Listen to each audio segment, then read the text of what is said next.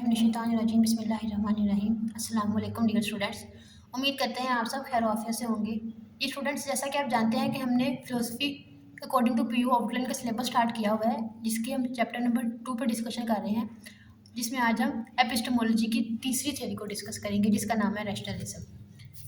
जी students, अब rationalism क्या कहती है? The root of rationalism are mainly associated with the Rene Descartes who is often called the father of modern rationalism. मतलब इसी ने इसको डिस्कस किया था, इस पे काम किया था, इसलिए इसको फादर ऑफ मॉडर्न रैशनलिज्म भी कहा जाता है। Descartes argued that true knowledge must be certain and इनड्यूबिटेबल।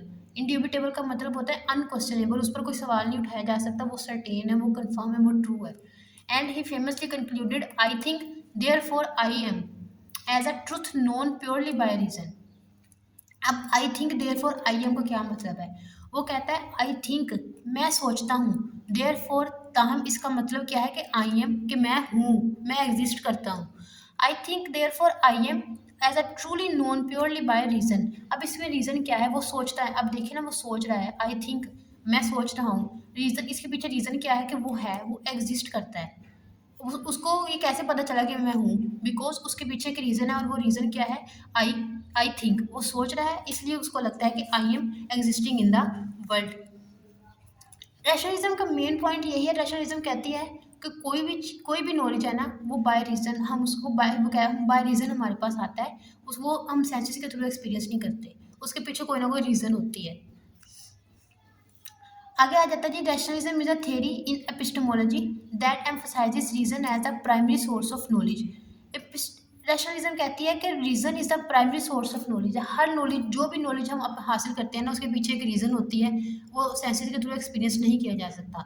Renee डिकार्ड्स जो है वो एम्पेरिसिज्म पर आर्ग्यू करते हैं, उसको क्रिटिसाइज करके कहते हैं कि नॉलेज कैन बी, मतलब नॉलेज हासिल कहाँ से किया जा सकता है? रीजन के थ्रू हासिल किया जाता है, not of sensory experiences. Rationalist believe that some truth can be known as prior.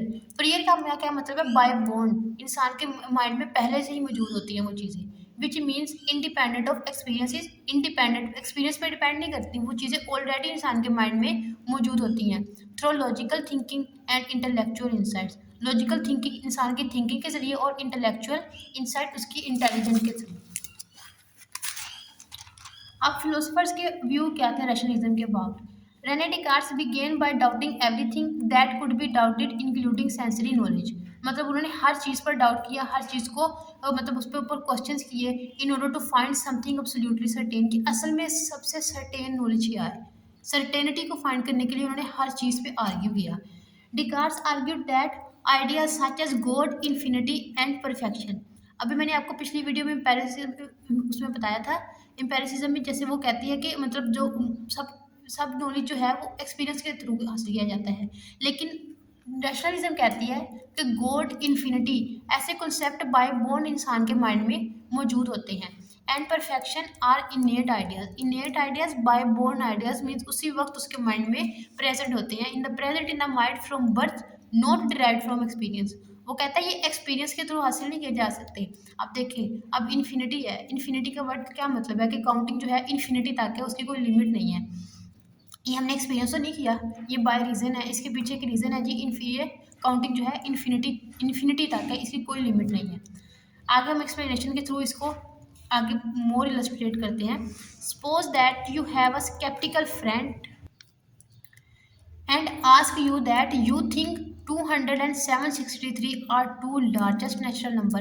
वो कहता है फर्ज करें आपका कोई भी स्केप्टिकल फ्रेंड है। स्केप्टिकल का क्या मतलब है? कि आपका वो फ्रेंड डाउटिंग फ्रेंड है, डाउट करता है। वो कहता है कि क्या तुम सोचते हो कि दो मतलब 200 और 763, 200 और 763 are two largest natural number, सबसे बड़े सबसे बड़े नेचुरल नंबर है। As a matter of fact there is no largest natural number. मतलब जैसे हमें पता है, हमें कन्फर्म है ये बात को, यहाँ पे कोई लार्जेस्ट नेचुरल नंबर नहीं है। For any natural number you can name there is always a larger one.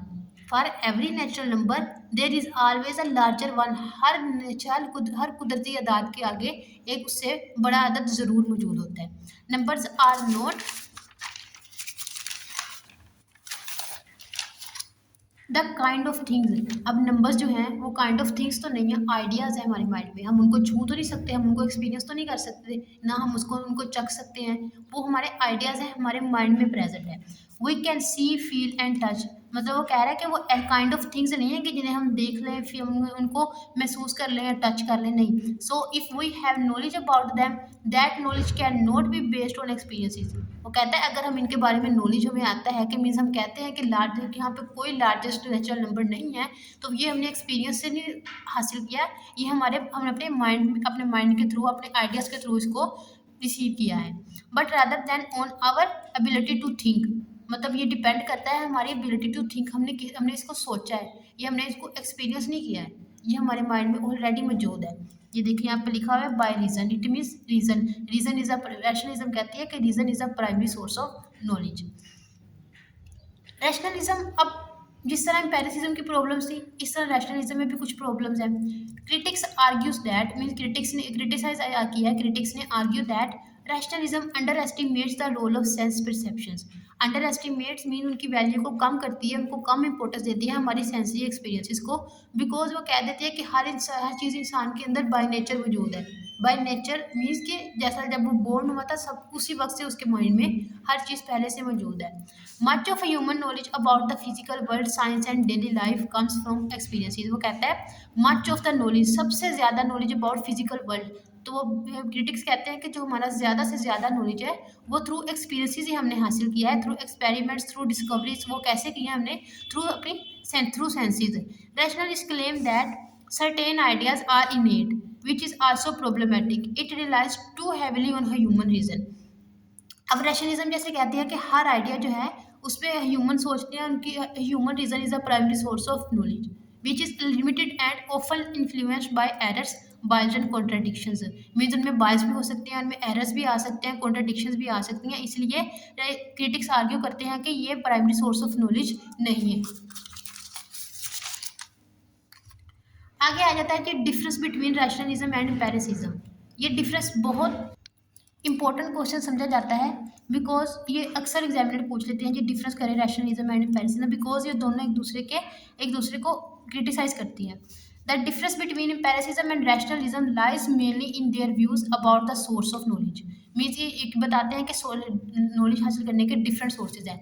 Empiricism holds that knowledge comes from our sensory experiences. Empiricism कहती है कि नॉलेज हमारे सेंसेस के थ्रू आता है, such as observation and experimentation, and it argues that the human mind is initially a blank state। मतलब वो कहती है ह्यूमन माइंड जब इंसान पैदा होता है तो वो ब्लैंक स्टेट पैदा होता है, उसके पास कोई नॉलेज नहीं होता और वो सेंसेस के थ्रू एक नॉलेज को हासिल करता है। Empiricist like John Locke, George Berkeley and David Hume believe that without experiences knowledge is impossible. वो कहते हैं कि अगर आप एक्सपीरियंस नहीं कर रहे हैं तो आपके पास कोई नॉलेज नहीं है, नॉलेज हासिल करना इम्पॉसिबल है, नॉलेज हासिल हो ही नहीं सकता। इन contrast, rationalism maintains that reason is the main source of knowledge। मतलब reason is the main source of knowledge। reason, अब rationalism कहती है कि through reason, हर knowledge के पीछे एक reason होती है human mind की, मतलब वो ह्यूमन कोई भी knowledge है ना वो इंसान के सोचने के थ्रू आता है, उसके पीछे reason आती है। इंडिपेंडेंट ऑफ सेंसरी एक्सपीरियंस, वो कहता है सेंसरी एक्सपीरियंस के थ्रू हासिल नहीं किया जा सकता बल्कि by reason. And it emphasizes the role of innate ideas. Emphasize का मीन्स उनको इंपॉर्टेंस देता है the role of innate ideas and logical reasoning. Logical reasoning mean जैसे हमें अकाउंटिंग के बारे में हमारा आइडिया है जी इन्फिनिटी तक accounting. Rationalist such as Rene Descartes, Spinoza and Leibniz argue that certain truths, especially in mathematics and logic, अब काउंटिंग किस में आती है? Mathematics and logic, can be known through reason alone. मतलब कहते हैं कि थ्रू रीजन। अब हमारे पास रीजन क्या है जी? हमारे पास रीजन ये है कि यहाँ पे कोई नेचुरल नंबर किसी से लार्जेस्ट नहीं है। हर for every largest number for every natural number there is larger one.